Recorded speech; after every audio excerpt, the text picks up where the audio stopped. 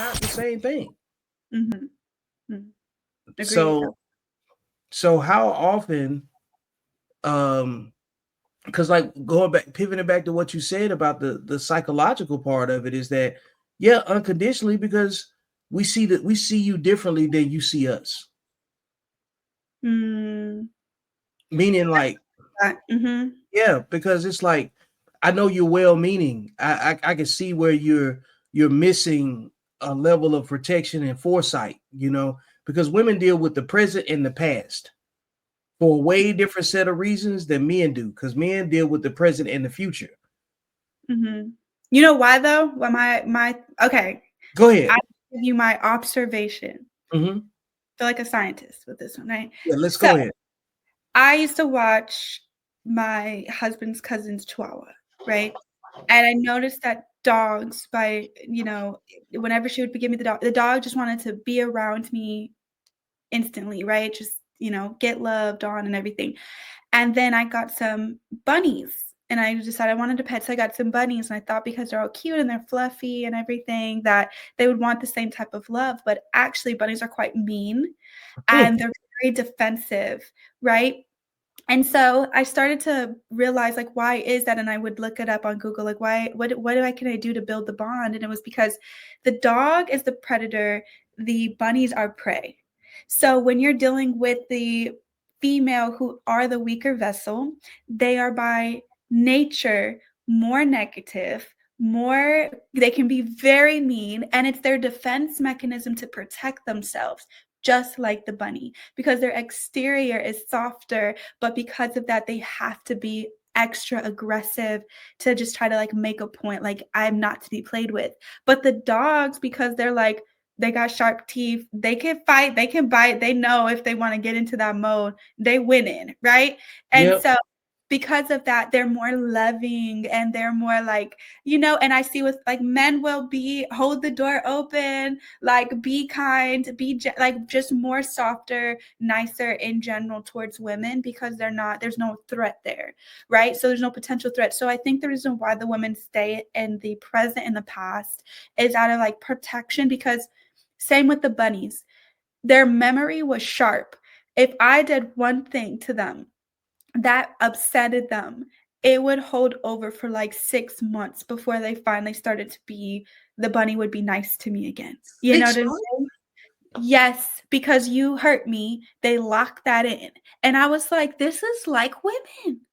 And I made this like wonderful discovery of like, it's because we're the prey. That's what it is. The weaker vessel is going to feel more threatened by potential things. And so if you've hurt her in any way, that's why she holds a grudge. But for men, they don't, because they know that like they're strong. They're strong. They're tough. They got it. They're not as fragile. You're not a threat to me. You don't pose a threat, so.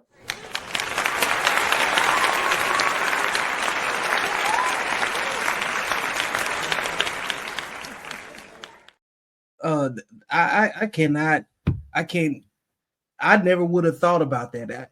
Of course, going back to it, if you don't have experience with in an observational capacity of other things that kind of like living organisms that have to live and be either prey or predator, and that's literally the way men think. In that regard, it's like if I have the capacity to hurt you and I choose not to, it's because I actually like you. Yeah. Whereas like you make me mad, I'm like, okay, I have to process it, a lot different. But Mhm. if I make you mad, it hits you way differently.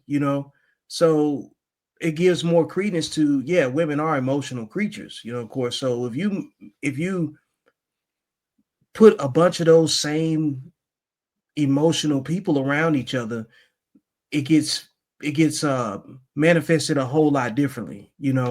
And that's why, like, I've always looked at women and it's like, why don't women get along the way men get along with each other? Mhm. And because most beefs start with the women in the family.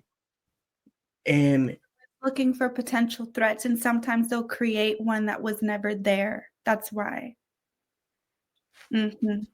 Men um, just spaces and they're calm and collected because they know, like I said, the predator. They know that until a actual threat poses itself, I'm good, I'm safe, I'm good. But for women, because you never know, you're always looking and scanning for one. So women go into these friendships and they self-sabotage them constantly. Which goes directly into the next video. Okay. He said, I'm genuinely asking, how did you come up with this concept? It's nothing to come up with. Whether this is about Krishan Rock, Tia Kemp, the lady Giovanni J, whoever it's about, through my own observation, I have noticed black women are black women's biggest ops. It's really that simple. It's really that simple. That it doesn't take rocket science. No matter who is the example that I use, even in my own personal life, black women have always hated on me personally the most. In the workplace, and walking down the street, it's always black women. And this is just a simple observation. This does not take rocket science. It's not that complicated to comprehend. It's just exactly what I said. I thought it was pretty simple, but if I had to explain it, I guess not. But that's it. That's all. And again, like how black women, y'all love femininity, just not inside of a black woman. That's why our biggest creators in the black community are gay black men. Ramonte, bougie brown skin, all of them. Because y'all like the drama, y'all like the theatrics, only in feminine men. Feminine black men. People that y'all don't feel threatened by. But yeah, that's how I came up with it, through simple observation. I agree. I agree with that. Man, it's that was deep. Yeah, and the thing is, I think like maybe 3 years ago, longer than this. I think back in like maybe 2021, I started really paying this some attention and looking at the negative theatrics that go on between women, and I was like, man, women have no code. Like no baseline of communication that's based on healthy communication. It's all performative for the most part, you know. It's not done in good faith. And then now, fast forward 4 years later, this type of commentary is all on the internet, like where women are fed up with each other to the point where they're having this type of discussion, you know. And the thing is, it's like, it's not men doing it to women, it's women doing it to each other. Yeah. And one of the biggest things I've always said is everybody talks about they want the community to come together, right? Yeah. Or come together. That's like some utopian idea, because the reality is, if the women don't get along, then nothing works. Mm-hmm. Because how can I bring my spouse around? How can we, like, if we were in a setting where you had your spouse and my spouse were together, right? And you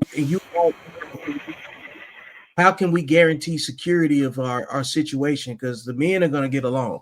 You know, we're going to figure things out. We're not going to be on no confrontational stuff. But generally speaking, a lot of situations between spouses are performative amongst the women, but cool with the men. So if the women can't get along, then we don't really have a community. Yeah. And that, you know what, I would just say to that, it really goes back to the main prompt. Is like, it's by their relationship with their mothers and the way they've taught to like love themselves is what matters. Because I know for me, like who I am, my identity, and like I had to build this way, though I once was also lost in my identity. And that's why I understand the chameleon, like needing validation from others constantly, because you don't know yourself. But once you do, you also wouldn't even hang around women.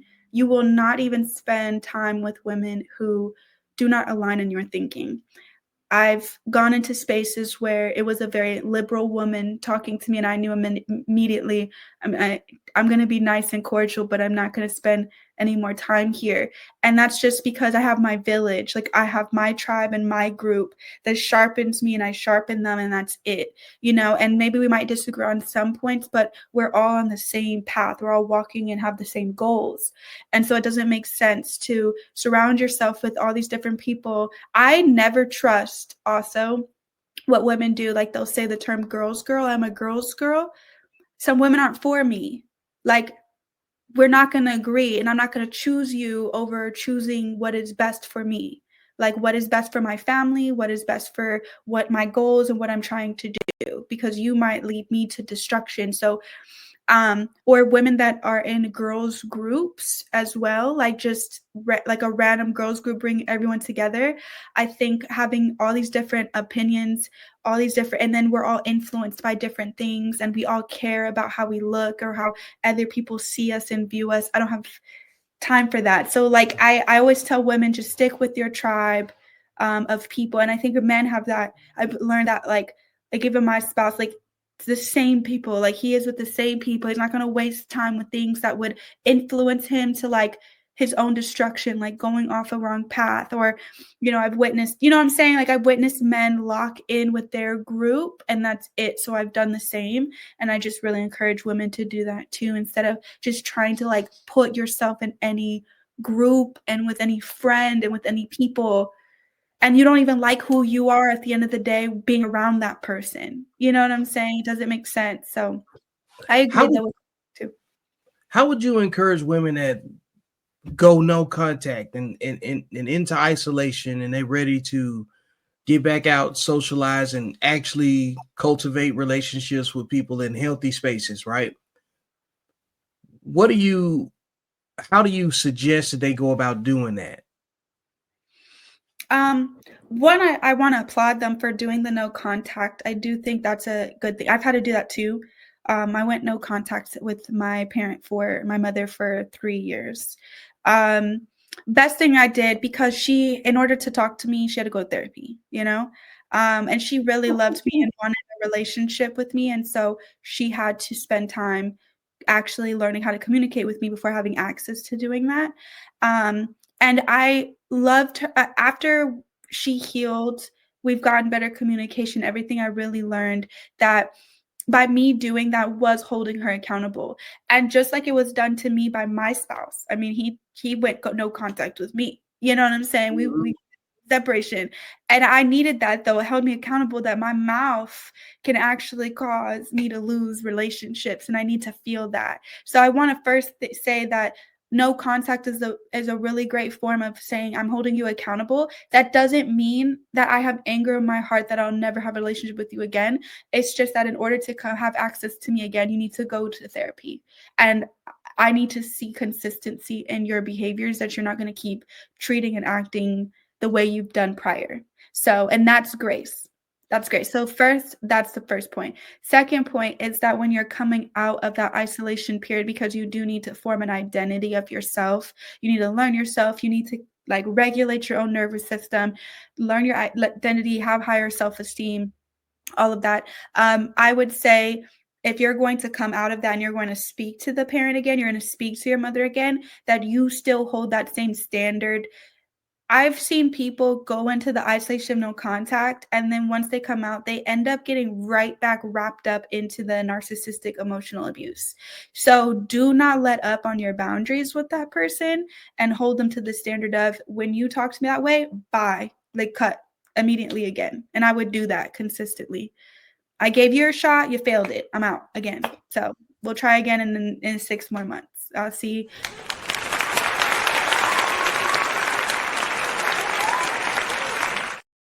Look, yeah, your therapist isn't teaching you enough. So we're going to circle back. You can tell your therapist about that conversation and tell them what you just did and said, and we'll talk about it in 6 months. We'll see if you improved it. Tell the therapist what you did and see if the therapist approves of what you said and what you did.